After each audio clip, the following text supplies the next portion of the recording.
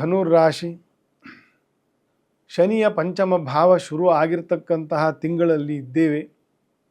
ಗುರುವು ಅಷ್ಟಮದಲ್ಲಿ, ಗುರುಬಲ ಇಲ್ಲ. ಸೊ ಸ್ವಲ್ಪ ಬ್ಯಾಲೆನ್ಸ್ ತಪ್ಪದಂಗೆ ಆಗ್ತದೆ. ನಿಂತ ನೀರಾದಂತೆ ಅಥವಾ ರುಟೀನ್ ಆಗಿ ಆದಂತೆ ಒಂದು ಚೈತನ್ಯ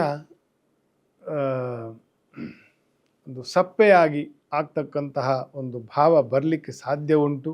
ಸ್ವಲ್ಪ ಯೋಗಾಸನ, ನಾಮಸ್ಮರಣೆ, 4 ಜನಗಳು ಇರತಕ್ಕಂತಹ ಜೊತೆಯಲ್ಲಿ ಎಕ್ಸರ್ಸೈಸ್ ಮಾಡೋದು, ಒಂದಿಬ್ಬರು ಫ್ರೆಂಡ್ಸ್ ಜೊತೆ ಪಾರ್ಕಲ್ಲಿ ಎಕ್ಸರ್ಸೈಸ್ ಮಾಡೋದು, ಜಾಗ್ ಮಾಡೋದು, ಈ ರೀತಿಯ ಒಂದು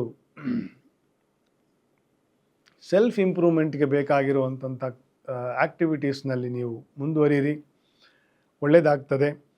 ಯಾಕಂದರೆ ಎಲ್ಲ ಟೈಮ್ ಚೆನ್ನಾಗಿರಬೇಕಾದ್ರೆ ಗುರು ಅನುಕೂಲದಲ್ಲಿರ್ತಾನೆ ಅಂತ ಅರ್ಥ.